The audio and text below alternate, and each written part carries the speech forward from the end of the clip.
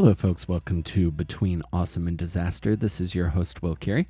Appreciate you tuning in. If you are listening to this on the day of its release, happy Halloween. Hope you're having an excellent Halloween and that you get lots of candy, or you have a good time at the party and everybody's staying safe and chill and relatively, and again, avoiding the constant Halloween spirit memes that are plaguing all of my feeds on the social medias. News that that happened this weekend before we get into our show today. This past weekend, I will not have seen it by the time this comes out. So I'm talking to you from the past. I've got tickets for Weird Al Yankovic at Carnegie Hall this weekend. The day after I'm recording this on the Friday before its release. And I'm super excited because it's the return of his ill-advised self-indulgent vanity tour, where he's playing mostly deep cuts and originals. And having seen Al one other time, where he did like his traditional full show with the costumes and video and mostly the parodies, I'm very much looking forward to this. I haven't seen a show at Carnegie Hall since I saw Mike Birbiglia do his show My Girlfriend's Boyfriend. This is a long time ago now. This is probably like 9 years ago at this point, maybe 8. But I'm excited to be back at Carnegie Hall and to see Al. I've had these tickets for a better part of the year, so it should be a good time.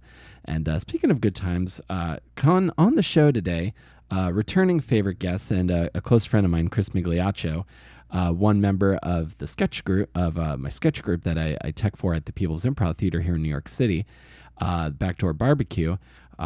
We return to the show, comes back onto the show to kind of talk about our recent run of shows that Backdoor has done at the People's Improv Theater here in New York City. How they've been, the concerts we've been to this year. I like catching up with Chris.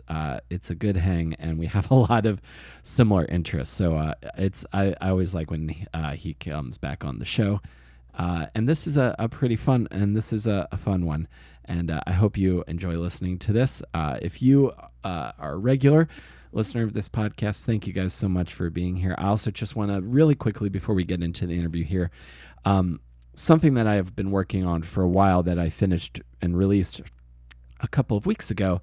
I released my solo acoustic EP. It is called Death of Sincerity. It is under my own name, and it's the solo acoustic project that I've had in my head for a number of years. And then at the beginning of lockdown in 2020, I finally recorded it, and I'm excited with the results. I basically did all the recording, editing, mixing and mastering myself with like my own software, my own home software I've purchased at home. I didn't outsource any of it on this particular project. Not saying I'm going to do every project like that, but for this particular one, it's something I've wanted to release for a while. And so if everywhere you listen to music, if you type in my name, it'll come up, and the EP is called Death of Sincerity. You can get that wherever you stream your music, Spotify, Tidal, I believe it's there, Pandora, et cetera. So it is available wherever you get your music. And if you want more of this podcast, check out awesomedisaster.com for more things related to me and what I do. And let's get into it and chat with my buddy, Chris Migliaccio.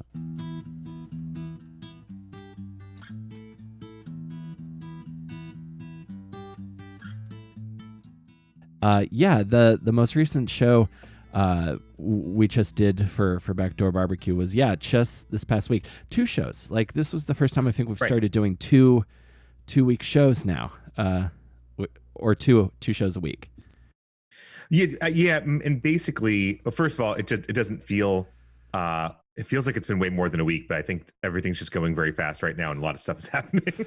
Sure, I was totally. like, oh yeah, that was not that long ago that we did that. Yeah, we've moved to doing 2 shows. The Pit had asked us about doing like a monthly show, but it's not the way we like to construct our shows and kind of take our time with them. That didn't really make sense. But we're like, what if we just did the show twice? And I don't know if we doubled ticket sales that way, but certainly it seemed like we got, you know, a pretty good crowd on both nights. So that was sort of the compromise, and I think it works though. To me, it was always one of the weird things about sketch comedy that um, there's a lot of work, not like stand up. There's a lot of work. Well, there's a lot of work that goes into stand up too. That's hard to say, but there's a Yeah. lot of like work that goes into like a specific show, and then to have it evaporate always felt weird. At Uh the huh. flip side, you never wanted to be that group that's like, well, we do the same sketches all the time, and you're at some point you're like, I've seen all of these. Why am I going to these shows again? Um, so it's a tricky balance. I think this seems like a nice middle ground of like, hey, let's just do the show at least more than once. Maybe, hey, who knows how many times an individual show could be viable. Mm-hmm. But it gives us some options, and it gives us some, because the shows are themed now, it gives us kind of a something that's reusable down the line in some way, potentially. Who knows? You know?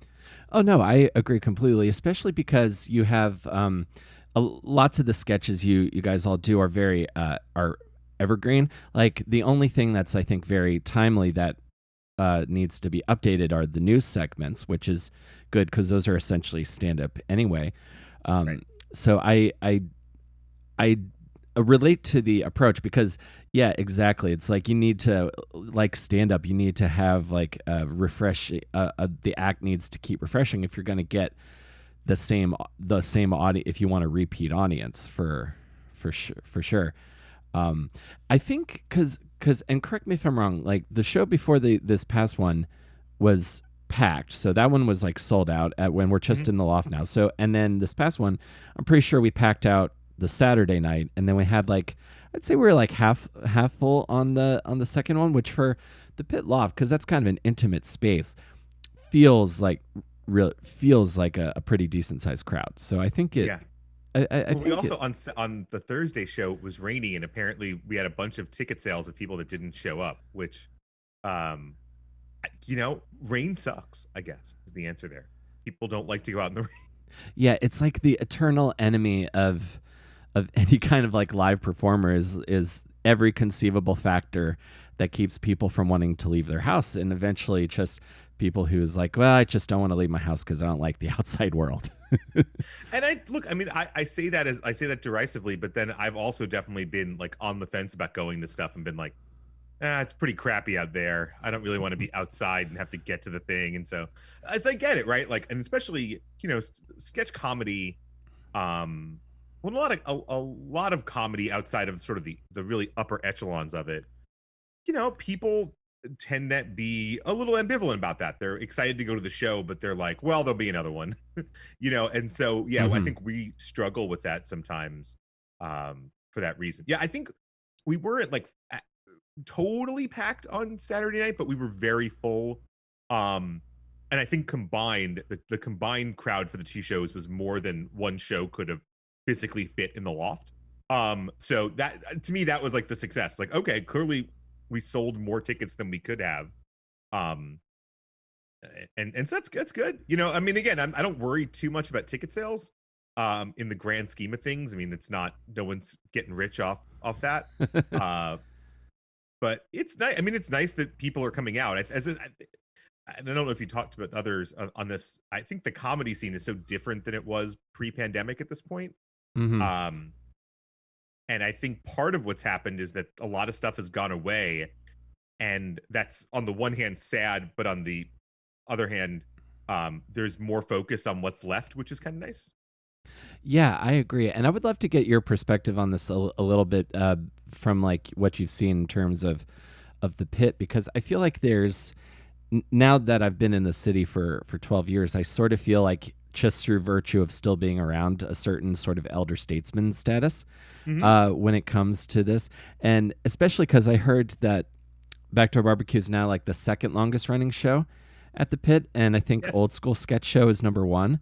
So right. that's like some pretty like esteemed company in like the New York improv scene. I think. I guess. I mean, an old school sketch show. It's a different kind of thing. It's not the same group of people, at all. It's the same producers, but it's by nature of it. The idea is that it's different every time. So we're kind of the longest running now sketch group at the pit, which feels really strange. Because it Right. doesn't feel that, speaking of a time feeling like a construct, right? It doesn't feel that long ago that Ronnie Pascal was like, hey, you guys can have Tuesdays at 10. And we were like, thank you, sir. Oh my God, we got Tuesdays at 10. Yes. And so it is interesting. And look, I think think part of it is that, look, one of the things that COVID did to the comedy community was it tore out a lot of it, in the sense that, particularly on the sketch and improv side, of where people are, you got to be a group. People left the city and people moved on from things. And Yeah. so I think there's been a bit of attrition there that was faster than otherwise would have been, because people just, there was a stopping point, and then the question was, are you going to come back? And a lot of groups haven't come back. Um, can't know exactly why, but I think there's a lot of factors, but that's really what's happened, is that there's a new generation of people. There's always new people, Hmm. and a lot of the older generation just kind of stop. There's so much momentum that goes into this stuff that it's hard, I think, when you lose that momentum. I agree. And are you seeing that? Are you seeing like a lot of like younger people in like the pit community now? Just a lot of like, I don't know if it's like really young people are just like still in school and are like and have like a support system and are like fuck it, or if it's like folks like us who are maybe like a little bit more stable in our regular lives and can and have kind of hung on. What are you seeing like in terms of the community at the pit? I think there's a mix. When I say younger, I guess I mean newer, really, because I think there's a range of ages. Um, People who are just fresh out of school, but then also people who are, a little bit older, but are doing things for the first time. I was, right. I mean, I wasn't Mm-hmm. a 22-year-old in sketch classes, so I consider that young to the system or something. I also think there's a bit of a dispersal, because I do think places like the Magnet and Improv Asylum have sort of come up, and so the community is a little bit more spread out than it used to be. In some ways good, because it means that not everyone's voice is getting filtered through a few artistic directors, right? People Sure. should do whatever the hell they want, and if you've got an artistic director that doesn't agree with you, there should be hopefully another space where you can go do that, you know.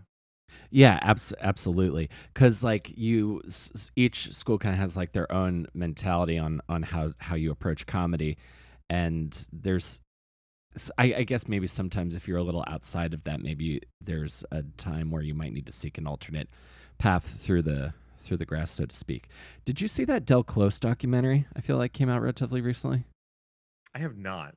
It's interesting. Like it definitely I think it's a pretty balanced take on like his importance to comedy and also how kind of fucked up comedy people can be in like the grand scheme of things.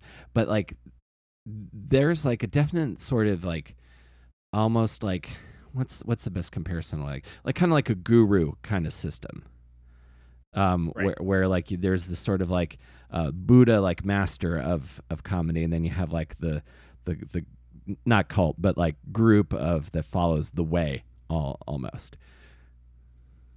Does the pit Yeah, have which that, you it's think? kind of weird, honestly. Yeah, I've never gotten too much of that uh from the pit. I've never taken classes at the pit, although I have thought about maybe like uh taking like a sketch class just so I can have improve that skill because I've got most of my comedy writing is in solo work. Um but if you were to describe like the overall like modus operandi of the pit in terms of comedy, what would it be to you? Oh, that's interesting. Because I've never really thought about that exactly. It's not very guru-y, in that I think there's, the owner Ali is does not teach too regularly, and the people that are in those spots tend to sort of rotate, and so there's not. I don't tend to think of there, at least on the sketch side, there being kind of the one person anyone's kind of looking to, and at least not for any extended period of time, right? By nature, someone's an artistic director, and someone's their perspective can be very important. Um, but it's not like a guru. It's just I always looked at it as, whether Ronnie was the artistic director, or Alan McRae, or um, Sean and Matt now, that I'm like, I understand it's you guys and we are ourselves, and we'll listen to you because have worked in corporate environments. So I'm Sure. used to that. You have some influence over this, and we'll find a way to work together. uh we've sometimes been like, we've been like, hey, maybe our director should just be the person who's in charge of sketch at the I don't know, sometimes that's how it's been, because we want to learn from that person, Yeah. and it's also then valuable to get that kind of person's perspective. And but I think, yeah, there's a lack of, I think the pit, the pit has the again, it all comes back to me that Ollie is an SNL guy, right? That's Right. ultimately, there's something about that as his, in terms of sketch, that is filters through in certain ways. And obviously there's been more avant-garde sketch stuff at the pit, but I do think there's a bent toward what I guess I'd call more traditional sketch comedy at the pit, maybe because of that. That makes Hmm. any sense? Sure. And when you say like, because for the longest time, because the show's been on for close to 50 years, SNL is like the, like there's the official like measurement of a kilogram somewhere in some scientific institute in France. Like SNL is like the standard line of what a sketch is. And when you talk about like a mainstream sketch, are you referring to like the format of like, there's like an arc and then a conclusion, like the To format? an extent. I also think the sketch show is a bit of a um variety show, and as being sort of for, I don't want to say the broadest possible audience, but not being for the nichiest audience, if that makes sense. Does that make sense? Right? That Yes. I think there's sketch that is aimed at a very specific group of people, or a very specific like taste of things. Like I think, for example, I really like I Think You Should Leave, but I think that's not Hmm. aiming for everyone, right? That's a very specific tone, and it's a tone that is going to, and I think they accept this, right? By nature is going to push off a whole bunch of people, right? Yeah. It's sketch it's for the people who like this, right? Hmm. The Chris Gethard show, I would, right, is for people who like that, right? That was even only kind of sketch, I guess. But Hmm. whereas I think a lot of the pit shows tend to be, again, a bit more of a bigger tent. I think tends to be a little bit of the perspective. And maybe, and again, a little bit of that is also just, again, because there was definitely space for weirdness. I did some weird ass shows at the pit, so I don't think it's limiting in that regard. Hmm. I just think the overall tone, if you're walking into a show at the pit and you're like, what's this going to be like, I think it's tends to be a bit more of that broad, uh kind of thing. Is maybe especially now that some of the things that had developed at the pit are being performed at other places, right? That there are great Hmm. shows that developed at the pit, like the Super Crazy Fun Time, that don't appear at the pit anymore because they have their own spaces, and it's just awesome. But I think a show like that, I mean, that's a very, I don't want to say that's a niche show, but that's a very specific and very super cool perspective. I love Artie and Anthony's that show. I think it's amazing. Hmm. Um and But yeah, that's not a show at the pit anymore. I feel like the pit has sort of reverted to being, what it's been at times. It may be because it only has one stage and it's not putting things up every night. So Yeah, you have to. I think it's forced, and by virtue of that, and by an extension of that, the pandemic, you're sort of forced to be more, I think, calculating in terms of what you decide to put up. And I feel the same way as like a consumer of entertainment as well. It's like there's a certain level, even though with Vax and Boost, and then I got to get the second boost still. Um, but there's a certain level of calculated risk, I think, still, even with every kind of thing you choose to go out and do. So like the things you choose to go out and do, you want like to maximize the chance that you're going to have a great time. So I sort of see the kind of practical side of that, and especially because from like because improv has like, I feel like the clearest path of like a showbiz like career, if there can be one in comedy. You can take classes, learn to write or act, and there are show opportunities. There's SNL, et cetera, et cetera. Long shots, but they exist. Whereas like stand-ups, we're all just kind of like, oh, can I make money on? How can I get people to come listen to me talk? Yeah, you If could you get know what like I mean. a special, but even that's not a career yet, you know. Yeah, and I also I often feel like now that I'm seeing I'm a big fan of I love Mike Birbiglia. He's sort of been Mhm. like kind of a model for me. The like funny Broadway storytelling show as a model for my solo show. So the fact that I'm seeing him when it comes around to promoting his next show that's coming to Broadway this fall, posting clips from his last Netflix special on TikTok. I'm like, I still feel like, well, if you have a Netflix special, then you're good. Uh, and it's not really the case No, anymore. no, it's just one step in the whole thing. Well, I also think it's been one of the weird things in comedy and maybe other art forms too. But I think you can kind of specifically talk about with comedy, which is that um music a little bit too, although it's different, right? Comedy, it used to be there were fewer slots, but that when you got there, you were pretty well set for a while, right? There Mm-hmm. used to only be so many comedy sitcoms that were on network television. But if you wrote for one, that was basically your job. Oh, that was basically your full-time job. Yeah. Maybe in the hiatus you would work on a movie or something to try to make yourself bigger, but you could basically live off that.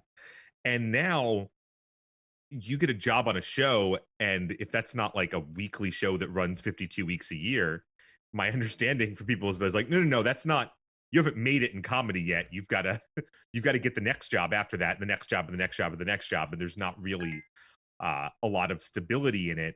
And again, it's kind of true in music too, where it's like you have to, because there's not the steady stream of royalties the same way. You have to Right. maintain in a way that a band a long time ago didn't really in the same way, because even that sort of reaching a certain level allowed you to kind of coast in a different way for a while. Yeah. Well, it gives you at Um, least a little bit of a cushion for experimentation, if that makes sense.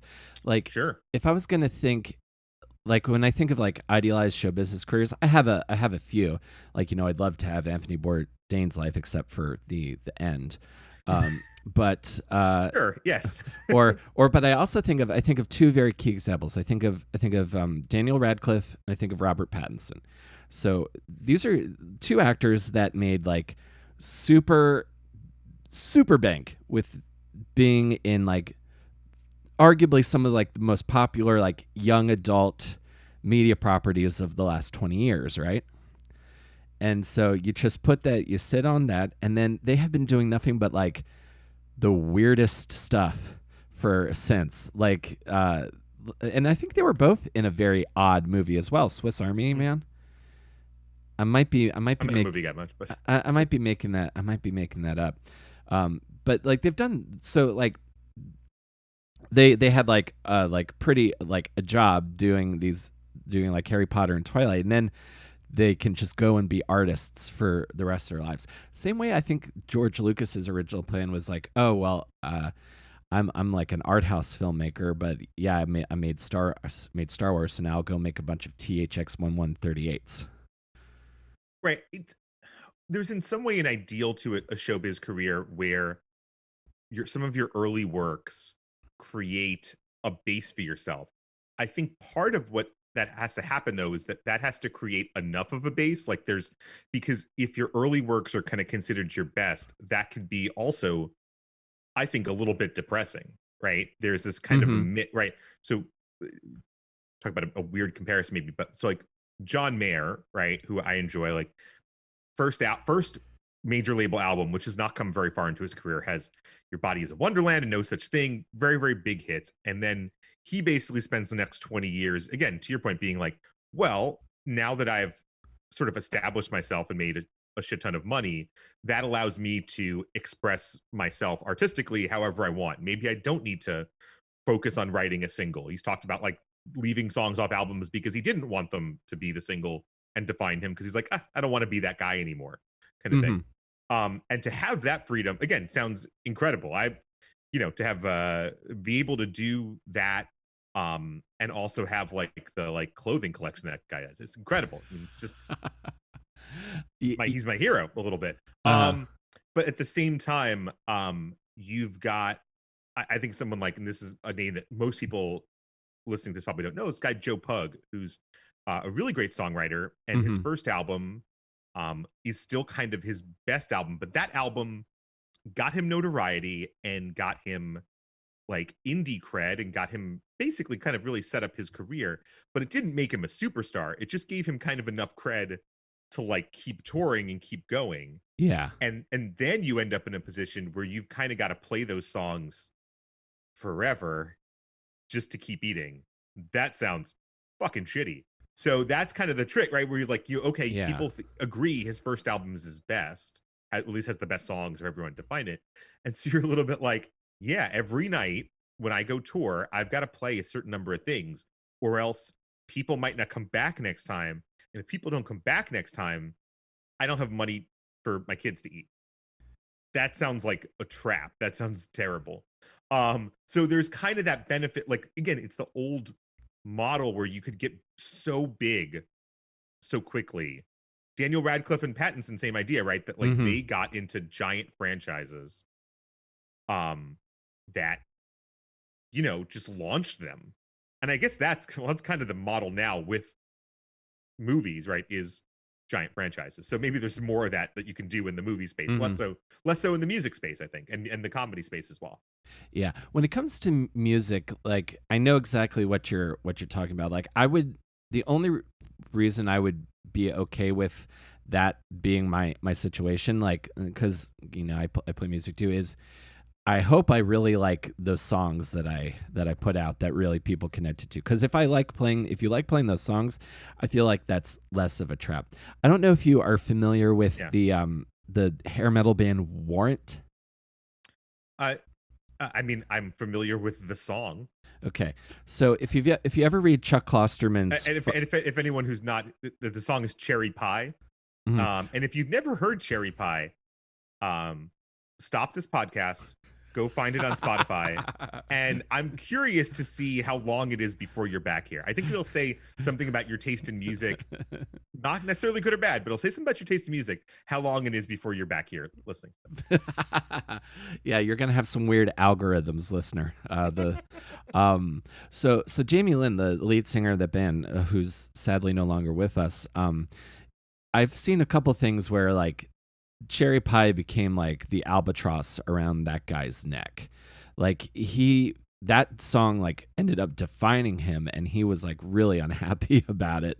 And I remember reading Chuck Klosterman there's a great passage in his book Fargo Rock City where he talks about going to see Jamie Lynn play solo and him having to go, "Hey, I'm going to play Heaven, I'm going to play Cherry Pie, I'm going to play everything off of that album. But before I get to that, I just want to play a bunch of new things that I'm really excited about. So are we cool if I play that first, and then I will play everything that you came here to hear?" And that really bummed me. That really bummed me out.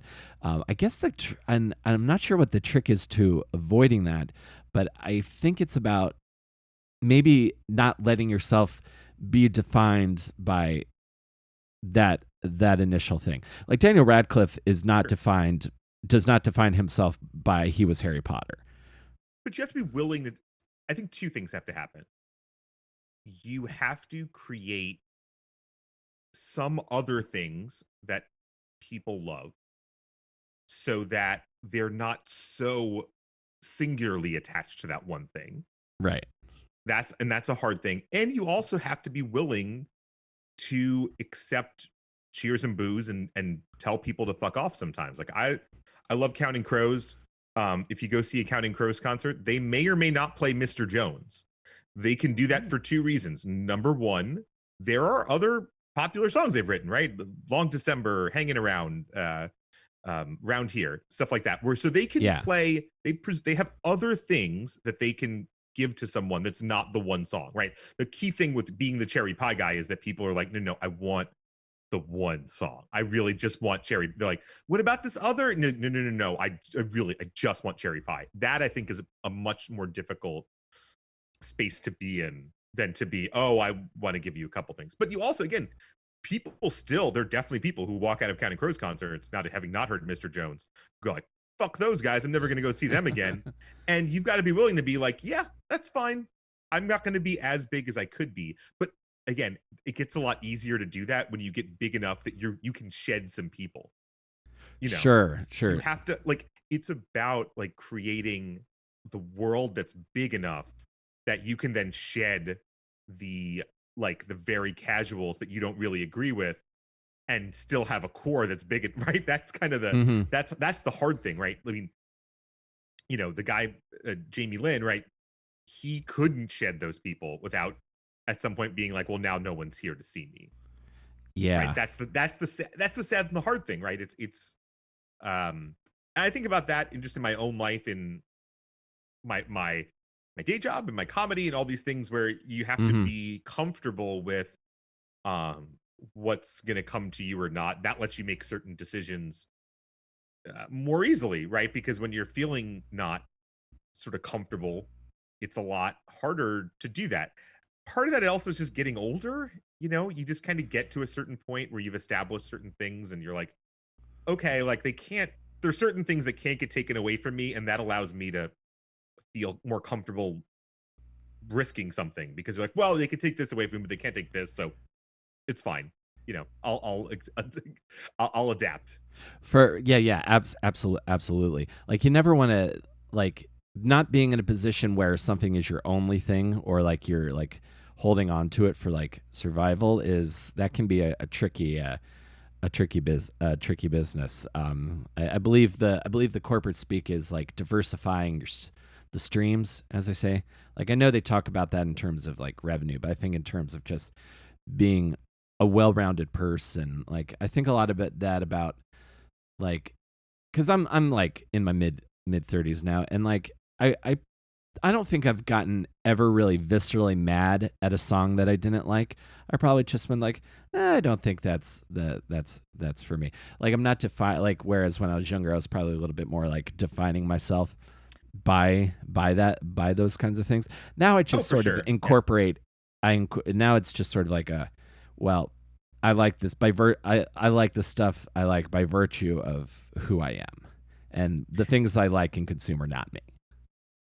Yeah, exactly. It's like that's just not from, yeah, there's, you just get at that point where you're like, this is not going to be for me. That's okay. It's for someone else. Mm-hmm. You know, although, and that's, look, there are certainly other people our age who go the other way, and they're like, if it's not for me, it means it must be bad. And right, Right. and by not for me, I mean specifically written by people that I like in the specific way. You know, Mm-hmm. I don't know, I know what kind of music, you know, you're in the pop punk genre. I'm sure there's some other people who enjoy that same music who are like, well, this stuff nowadays isn't really real music. I'm sure there's some, you Oh, know. of course. Like there's definitely I'll make a, let's see. I can I'll bridge a gap here, since you're not as much into pop punk as other frequent guests on this podcast. But you're at least familiar with Machine Gun Kelly and the fact that he's made two like rock at pop punk albums with Travis Barker from Blink 182. You're familiar with this? Oh, That this I'm happened? very familiar with this. And if you're not familiar with this, dear listener, go back and listen to Will's episode with Pat Finnerty of the What Makes This Song Stink show, and then go watch that YouTube video. But anyway, um, Just real quick sidebar. The fact that has is blowing up the way it is amazing for me to watch. So I really, I'm hoping that the simple plan for all the Pat Finnerty listeners works out. So okay. So yes, so Machine Gun Kelly makes these two pop punk albums, and then suddenly tons of rappers start making very much pop punk influenced rap music, and there's certainly there's certainly like pop punk and punk rock people my age that are like, that's not real punk or pop punk. but then these were also this same personality type was also screaming at me that Blink wasn't real, that Blink was a real punk. And then that same personality type was also screaming at people that apparently, and I wasn't even around for when this was happening, people used to call no effects posers, but I was just alive for like no effects being the epitome of what real punk rock was. So when I hear people screaming like that, like music today isn't real, and this isn't real music, et cetera, et cetera. All I'm hearing is I miss when life was simpler. I miss having fewer responsibilities and my youth. I don't want to wear this mask when I go to sleep anymore. I need, you know, why do I need to wear a shirt with a collar to work? I didn't want to emotionally evolve. Right, I liked exactly. what I was 21. Yeah, exactly. I don't want to have to face I don't want to have to face internal growth and realize I might not be right all the time. Well, and particularly with music, I mean with comedy too, um there's this thing of like, was I wrong to like this? But like, if you let yourself evolve, sometimes you go, wow, like the person that liked this song or the person that liked this kind of comedy hadn't figured some things out yet. Maybe was missing some things, or was missing. um I often think about that with like very like the kind of like sad bastard music that I listened to a lot in my early 20s. Like, there's nothing wrong with that music and I like it, but part of emotionally connecting to that music is sometimes being um very much privileging like the male response to things, the woe is me, and not kind of stepping back and going, you know, buddy, why is it that none of your relationships keep working out? Could it be something to do with you? Potentially, maybe it's not all her fault all the time. Sure. um and so, and look, that I can still enjoy those songs, but I enjoy those songs from kind of a different space, like, and that's okay, right? That's, to me, Mhm. that's part of the evolution. It's okay to both be like, I still like this music, but also recognize I don't, my world isn't this music anymore. I don't identify with it in quite the same way.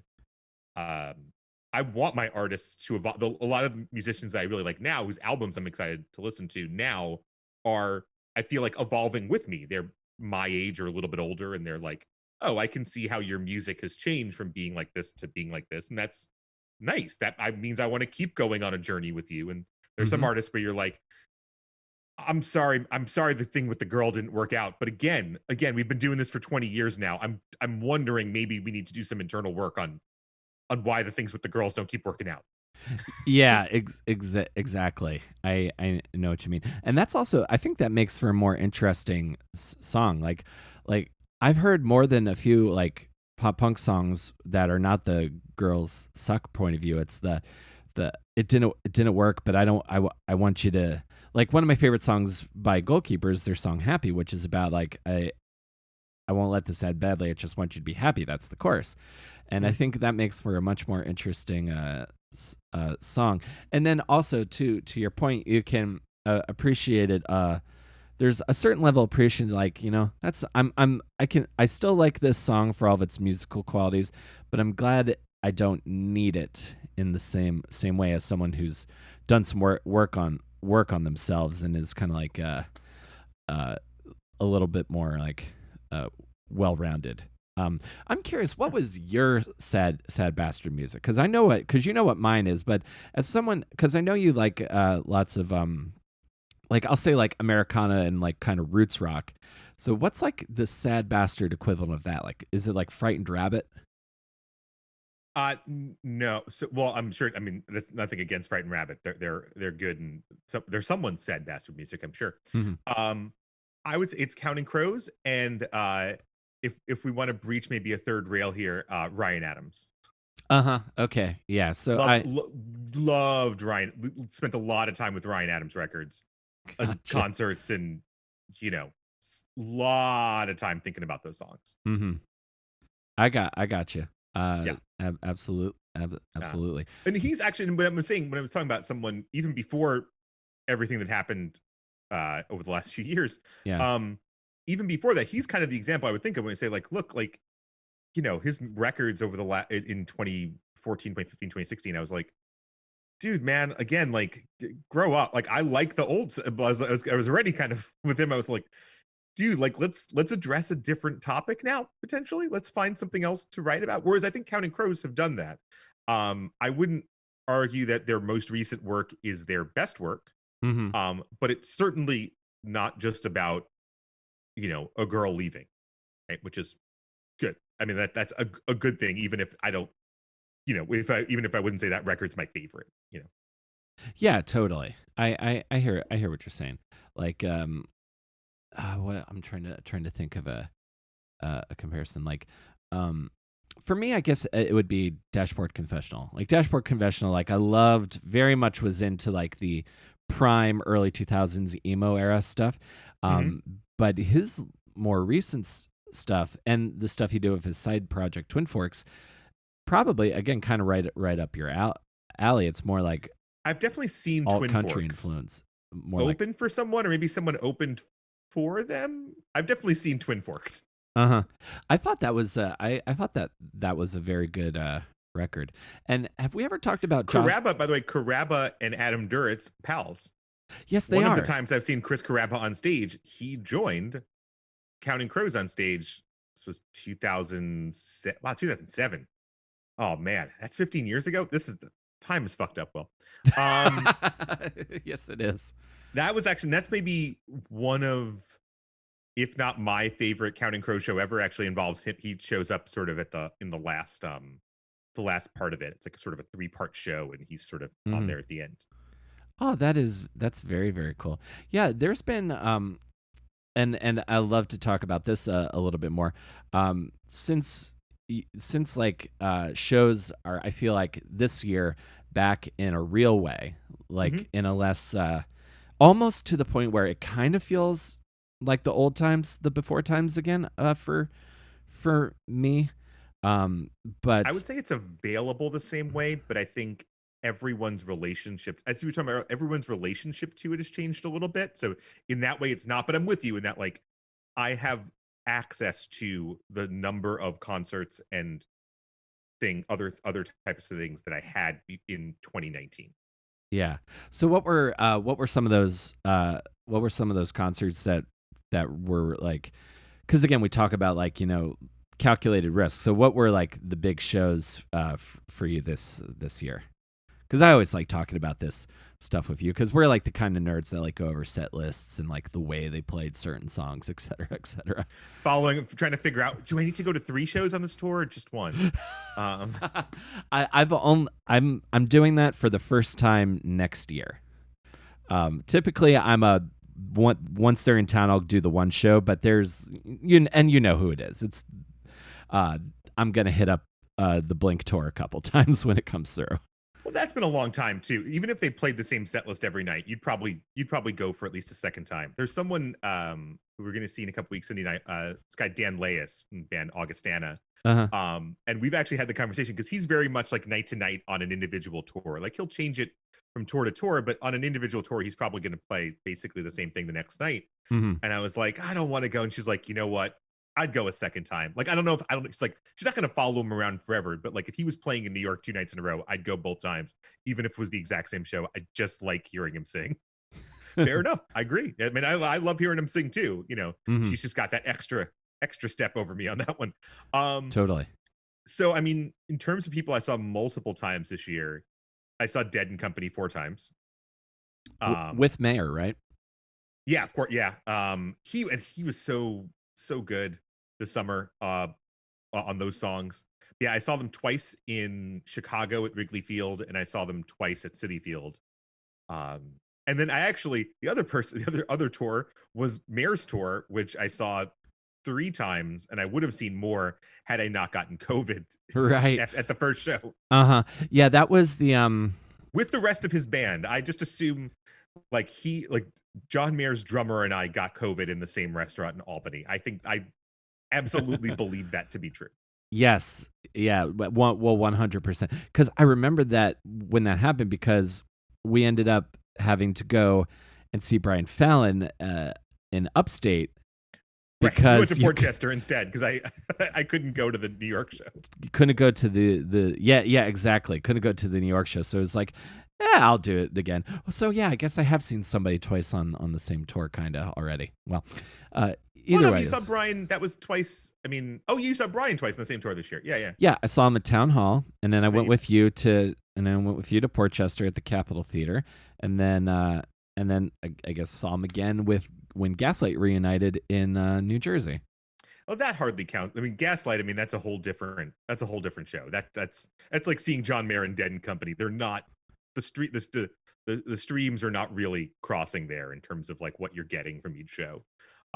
Gaslight was actually an interesting one because as you know, I had tickets to a second show and then gave them up mainly because I had Mets tickets. I mean, had I not had Mets tickets, I would have been at the second show. Sure, sure. And that was kind of a close one. That was on the border of like, do I need that second show or not? They were kind of, and I looked at the set list afterwards and I was like, there were some differences. I loved a lot of the stuff they played the first. I'm excited to see them again. Certainly, I'm excited for them to have a record out. Oh yeah, Um, me too. but yeah, I was like a little bit like they were really good. I was a little bit on the fence about the next one. Hmm. I don't know if well, if the banter was the same. Well, because at the New Jersey show, like the banter was focused on, is it pork ham or is it Taylor roll for the New Jersey show. Pork roll or Taylor ham. Yeah, pork roll or Taylor ham. Yes. It's neither. It's Canadian bacon. That is basically what it is, right? Basically, yeah. Um, No, and that's actually one of the things I like about Brian Fowler. People complain that he talks too much, but I actually really like that his banter is basically different every night. He's not like, because there's people I really like who get into this habit where you're like, you can start finishing their stories for them. I've seen Jesse Malin a lot of times, and like there's definitely stories he's like, I've been listening to you tell this story for 15 years now. I can do it word for fucking word. Like let's tell something different, man. Let's freshen up the jokes. You burn.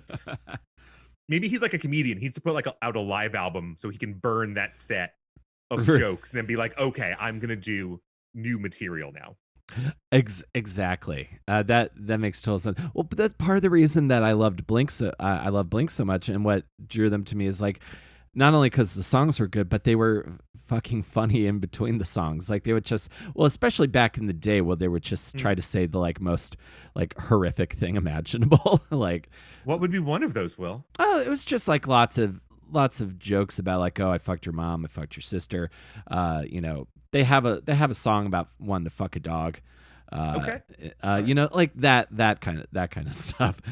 When I saw them, and this was the because it's been 10 years since. So because Tom quit the band, and they rejoined the band, and they quit the band again, and now he's rejoined the band again. So when they were touring for that album Neighborhoods, the banter was still good, but it was like, you know, it was a little bit more refined. It was jokes about like, oh, Mark, you keep bees, and apparently Mark Hoppus keeps bees and scuba dives now, and is really into gardening. So it was like lots of stuff about that, and that particular show I remember because it was the Honda Civic tour, and it was at Jones Beach, which is outdoors for anyone who's been there, and in the middle of their song "Always," it started pouring down rain. So I just got completely soaking wet for the rest of the show, but that one was particularly memorable. Yeah, it's a very I'm actually pretty excited. I really like Blink and I've never seen them play, and I will eventually get tickets to one of the shows. I was sort of like on the fence. I'm like, they've got 3 New York shows. Ticket prices, Ticketmaster's totally screwed everyone over now, and I'm just gonna wait, and I'll figure it out closer, and I just won't get to sit with you guys, I guess, unless I end up buying the ticket right next to you. Which would be hilarious. Yeah, definitely wait for like the algorithm to die down a little bit, because everybody's like, all the hardcore fans are rushing in right now, especially during the pre-sale, and now everyone's like super mad, so it'll take some time for it to die down.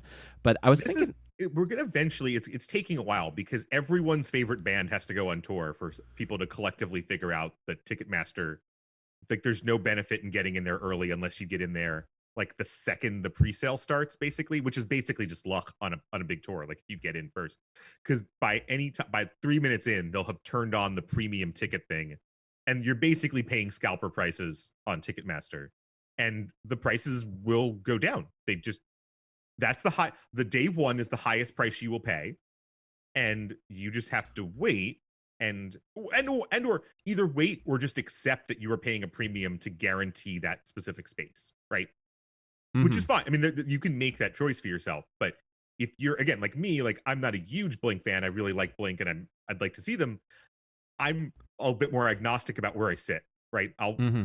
figure it out. We'll see how it goes, and I just want to get in the building and see them all the original three. So I'm sure I will have that opportunity closer to the show. Yeah, that's what I think. Yeah, yeah, and to this point, because everyone's upset about like the dynamic pricing thing, and I understand it completely. From a business side, it makes sense that Ticketmaster decided, hey, why don't we become our own scalper, Right. and we'll make all the money that way. The only clear solution I've found, and I really like this approach as well, is what Garth Brooks is doing, because Garth Brooks thinks dynamic pricing is bullshit, and he also thinks that the secondary market really shouldn't exist. I think it should only exist in that, like, if you have a ticket that you can no longer use, you should be able to try to get your money back. But what he does is he just keeps adding shows until they stop selling out. So he'll end up doing like 9 shows in Chicago, or like 6 shows in Kansas. And once the like amount of tickets is like kind of in line with as many people want them, then like the speculative price, I guess, would drop. And Right. it might be difficult to plan tours that way, but that seems like one pretty clear way, is that like if you have a lot of people that want to see you, just keep adding shows. Yeah, I mean that's what if you basically just say, look, I'm not going to allow dynamic pricing, and once everything sells out, I'm just going. The problem with that, there's two problems with that. The first is that there's still people who are going to want to be up close, and unless the price you charge for face value is essentially commensurate with that, you still have a scalping problem, because someone's going to be like, I'm going to buy the $100 seat that really people want for 250, or someone's willing to pay 250 for. Right. Um, the other thing is that um, it that really depends on you being an artist that plays the same set for that week, right? Because it's the number of tickets available. Part of that is repeat buyers for certain shows. Mm-hmm. And so you've me, and I don't know what Garth Brooks does, if he basically keeps the same set list for a tour or something, but if he did that, then yeah, it makes sense. But if you're Dead and Company, right? Most of the people who buy the next day are going to be the same people, because they're like, well, they're not going to repeat a song, so I've got to go to the next show.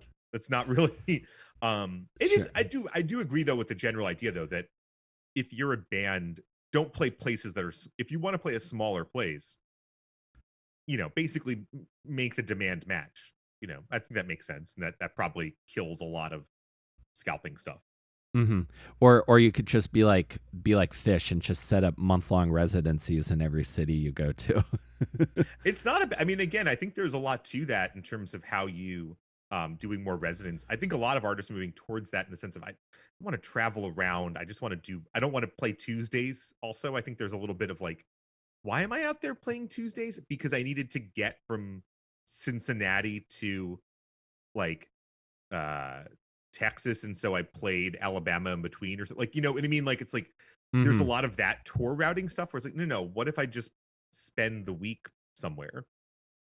Yeah. Exactly. Well, lots of times, like, well, I'll tell you this: like, if Bright Ugly is playing on a Tuesday, it's because, it's because we were offered the gig, and Right. we're at the place where, playing in New York, we want to get in front of as many people's crowds as we can, so they can become our crowd.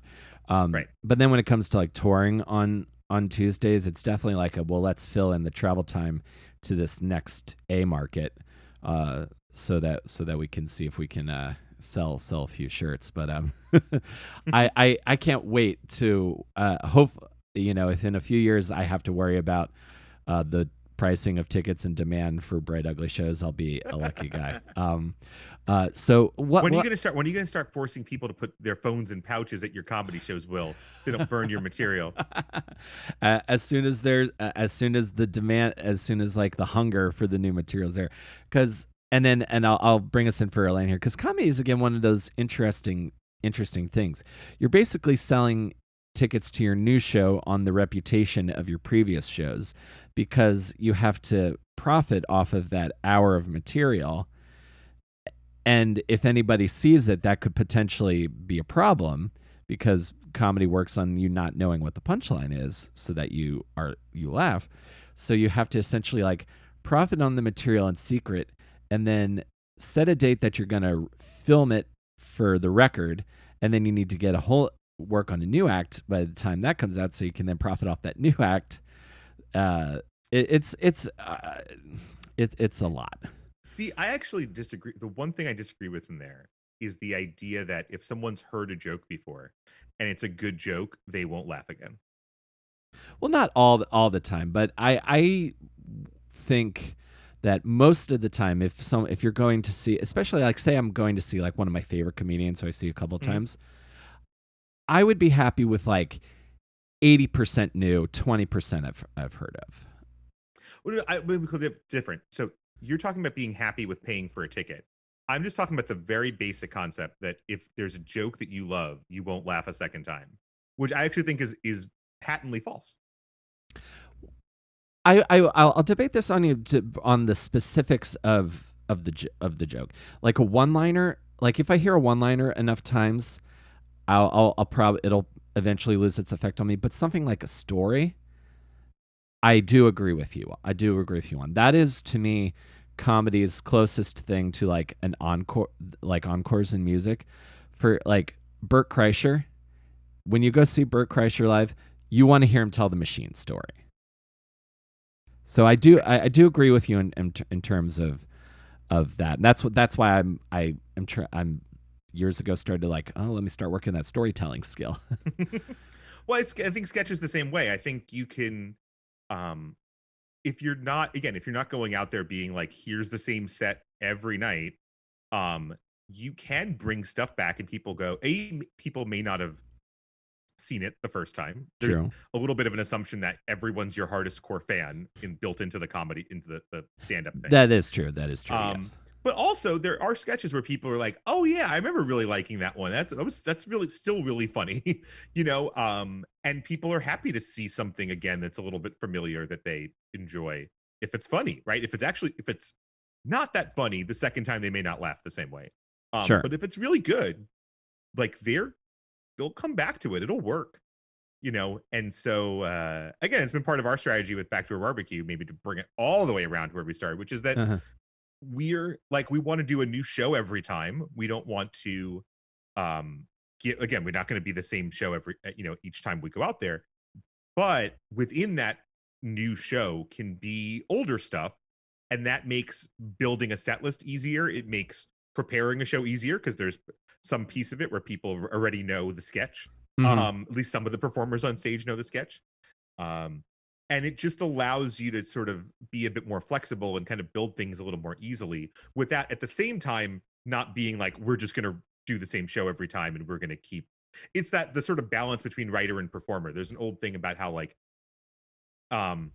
performers always want to do the same thing over and over again to get that same response, and writers never want to do the same thing twice. That is very true. And when you're both of them, they can kind of pull on each other. That's and to kind of come full circle in that, I've watched you guys do that and refine that, and especially because I think the last show was like the last Saturday show was super tight and like had an excellent pace. So I think there's definitely something to that. Let's before we get out here, because I know you got something coming up. Let's plug the next shows for the burgeoning fan base. Backdoor BBQ's back at the Pit in December, right? December 8th and December 10th, Thursday and a Saturday night. We'll probably do something kind of holiday themed of some sort. We haven't figured that out yet, but we'll be back. I'm also doing if you want to listen, if you found my banter entertaining, I do a podcast on professional wrestling called Predetermined, a pro wrestling hangout that you can follow. I think it's Predetermined Podcast on Instagram to find out. And there's weekly episodes, and you'll enjoy that probably, maybe. Even if you don't like pro wrestling, you might still like it. Very, very cool, man. And have I been a guest on that show, or was I a guest on a different? No, that was the best there ever was. That's the old show. That was the old show. This one doesn't really have guests. Maybe he'll have guests at some point. I don't know. We haven't really figured that. We're just chatting. We're just hanging out on. It's a pro wrestling hangout. We're just hanging out and talking and talking about what's going on. Very cool, man. Well, great chatting with you as always. Thanks again for three-peat on the show. So 3 and 4 recorded, but three aired. Three aired. Yes. Thank you again, Chris. Really appreciate you, man. Of course.